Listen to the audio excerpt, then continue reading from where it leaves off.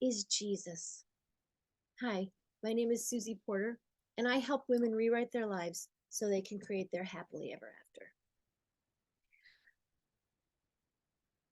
Who is Jesus? And what's the difference between worshiping Jesus as God and embodying the Christ consciousness? Is there a difference?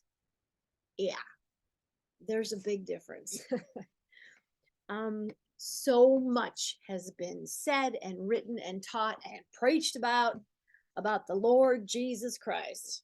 I grew up in the Pentecostal church, and I went to a Bible college for 2 years, so I went to tons of different kinds of churches. So I have heard Jesus preached about in fiery hell and damnation terms. I've heard him preached about in all different kinds of ways. And when I was 29, I moved to Los Angeles, and my faith was kind of in a rut. I was a very zealous born again Christian in the 70s because there was just this huge Jesus movement. I think Kelsey Grammer's in a movie about it now. And it was really cool. Like a lot of hippies got off drugs and were just super high on Jesus, right? And it was fun, and it was all about love. It wasn't about had nothing to do with politics or hating gay people. It was devoid of that. It was all about love. And there was some awesome music and that came out of it. So to me, I never associated Jesus with the modern day political right wing fundamentalist Jesus. But I guess I feel compelled and maybe even a little bit of a responsibility to give my 2 cents, because I see people um, talking using the Bible in such a ignorant way. So I wanted to share today about my two favorite channeled works. And one of these books I've talked about quite a lot, A Course in Miracles, which uh, I know it's a big leap to believe that Jesus Christ channeled all these words, but I believe it. So you can believe it too. No, I mean, I just if you're like me, my spiritual life was in a rut, and I wanted when Marianne Williamson, when I went to her lecture and I heard her lecturing on A Course in Miracles, I was like, it was like water on a desert, because this book is, I will say it's much sort of harder to study and digest and read than the Bible, because it's super, how many pages is it? It's like thousands. It's deep. It's very thick, and it's the language is like psychotherapeutic, but it's also very poetic. Some of it's written in iambic pentameter, which is lovely. It's how Shakespeare wrote.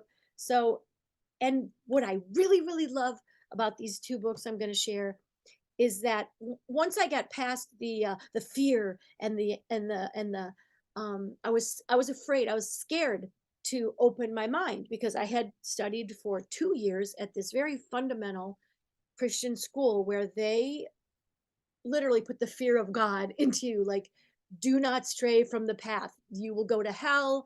You will backslide. You will be out of the will of God. I mean, just so much fear of getting it wrong, right? And that the only right way was that one narrow way, the Bible, which I have a love for the Bible, but I also believe, contrary to what I was taught, that Jesus Christ can still talk. He could talk to me right here, right now.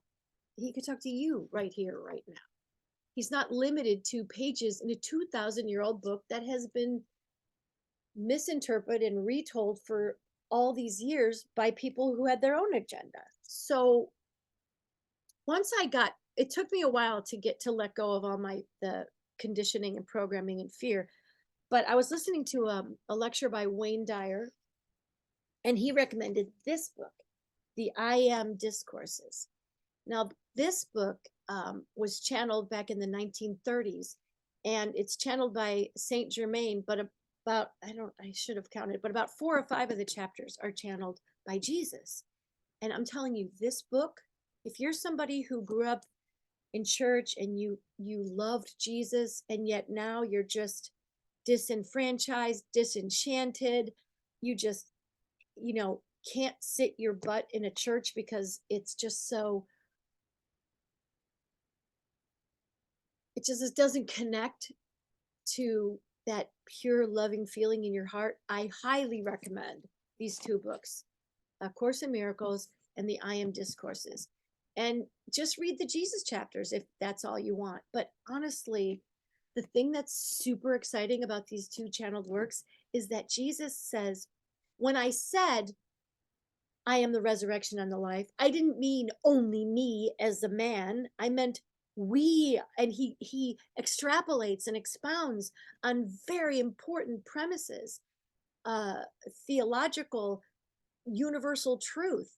And it's interesting to me that that I'm trying to be nice and kind, but I'll admit I have wounds and baggage with the Christian church, and especially the fundamentalist Christian church, because I went to college with people who were studying to be ministers and missionaries and preachers and pastors. So they're no different than us. I don't put them on a pedestal because I went to the same school they did.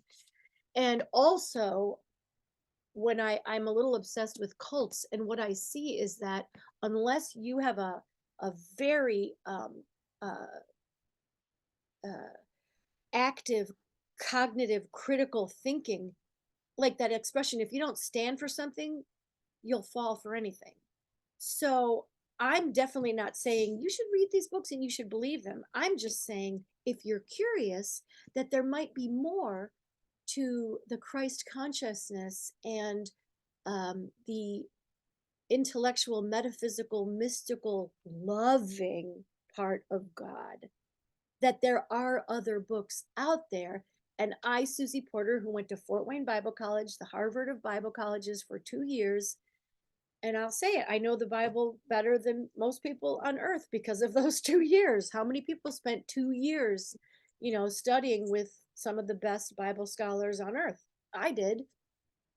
So I have a very firm foundation. I would never, ever say recommend this book unless I felt that Jesus actually did channel those chapters.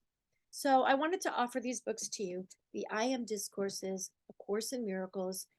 And if you were a Jesus person in the 70s, or if you're just a young person now who's curious, there is more. There is so much more to the Christ consciousness and the energy and the teaching and the reality of who Jesus was than what you see in people yelling and screaming hateful, terrible things. Okay. I just really wanted to share those two books with you.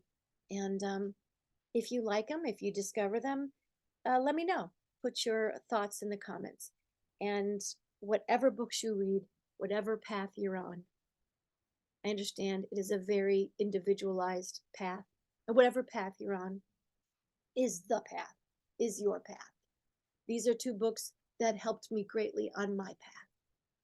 And I wish you on your path light and love, and that any barriers to love, any confusion, any fear can be dissipated and diminished, and that the the truth that will set you free and fill your heart with love, that you will find that sooner than later. Take good care of yourself.